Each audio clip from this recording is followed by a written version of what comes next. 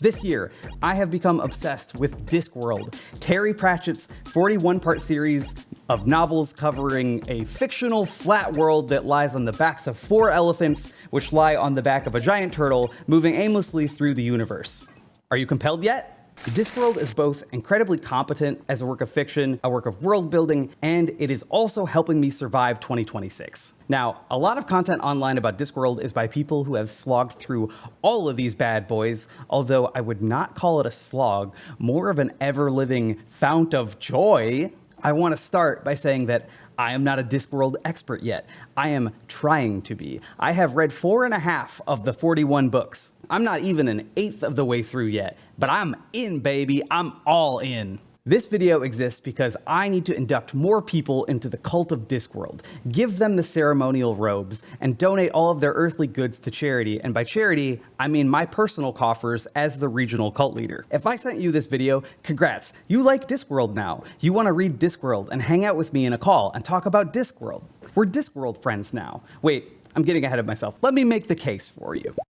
Discworld is great for the same reason that it's hard to pitch people about why Discworld is great. And that's because it's a lot of things. It's a fantasy series, often doing parody of pulp fantasy and injecting satirical wit into the prose. However, especially as the series went on over 40 years, Terry kept adding things to the work, adding more fantasy races, more technologies, and upgrading Discworld from a more typical medieval urban fantasy setting and into a more Victorian era setting with banking technology and telegraphy and steam engines. It doesn't feel like a compromise, however. Most of the time, it feels like an enthralling romp. The writing is fast-paced, most often without chapter markers, which is actually really good and helpful in my opinion. I can just pick these books up and put them down much faster and much easier. The best way I can describe it is as more of a constrained Lord of the Rings meets like a less constrained Monty Python. Discworld is unique in that there are multiple storylines that are all happening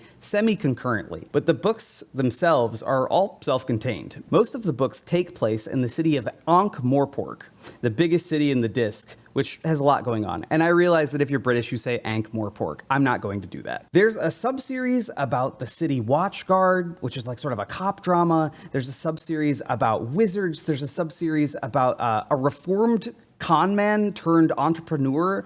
There's a sub-series about witches. There's a sub-series about the literal Grim Reaper. So you may be asking, where do I start? All right, bring out the chart.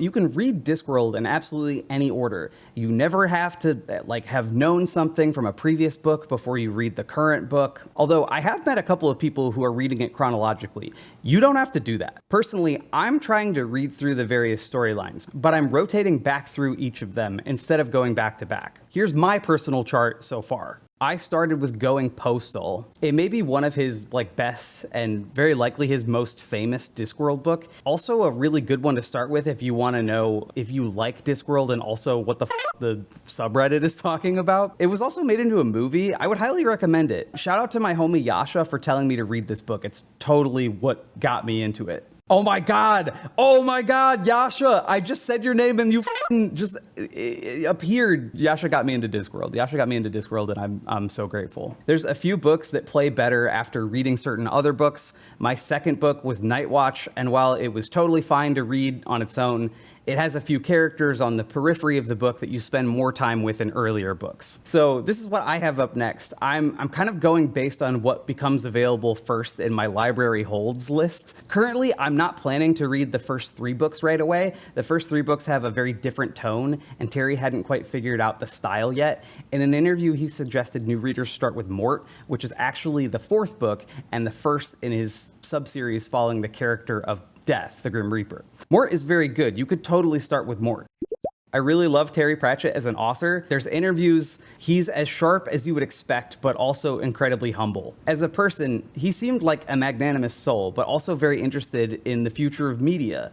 Unfortunately, we lost him to Alzheimer's disease in 2015. But what a life. He was super into technology. He owned a bunch of PCs back when PCs weren't things that had clean little operating systems. He was 20 years early to the party of worrying about internet disinformation. Bill Gates interviewed him and he expressed his anxiety about the internet being a bad place to source information. He also really liked video games and had really good taste. His favorite game was Oblivion. He actually wrote dialogue for an Oblivion mod. And maybe it wasn't dialogue. I actually don't know what it was, but it's like people say that he worked on this Oblivion community mod at one point. It's so awesome.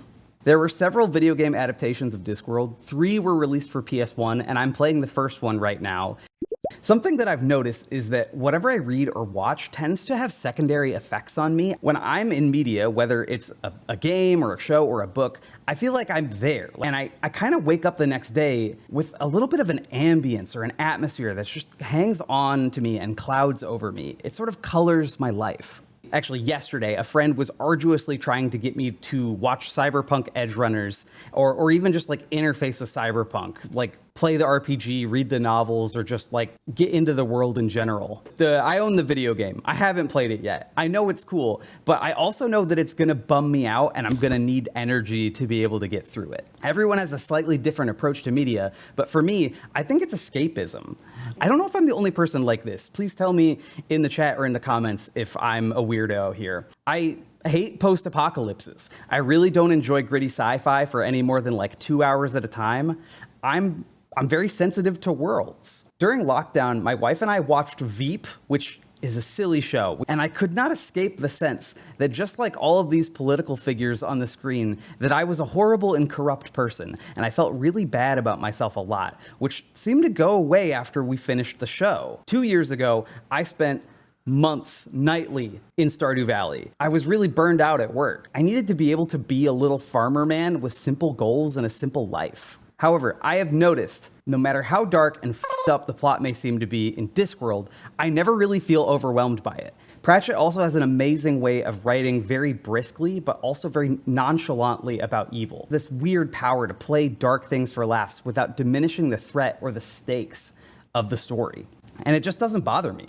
Currently, I am reading a Discworld book, which I want to do another video about, called Sorcery, and this could be its own thing. This would be a banger video. The book reminds me of the exact moment that I'm living in, one that I feel kind of horrible and weird about, but since it's Discworld, I'm totally fine with this. The book covers the arrival of an evil sorcerer. Sorcerers are their own thing, separate from wizards in Discworld.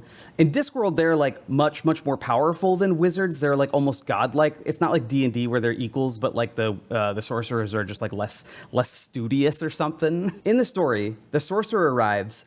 All the wizards become more powerful once he's there, which oddly reminds me a lot of vibe coding in a way. I haven't finished the book yet, so we'll see if that simile really holds weight. Discworld has been a real source of sunshine for me. It's all of the trappings of fantasy, but also comedy and brevity, and an insistence on continuing to create in a world that starts to feel more and more serious, and without taking itself too seriously, which is an incredible feat. So Terry, thank you so much for everything. Stay kind and keep making stuff.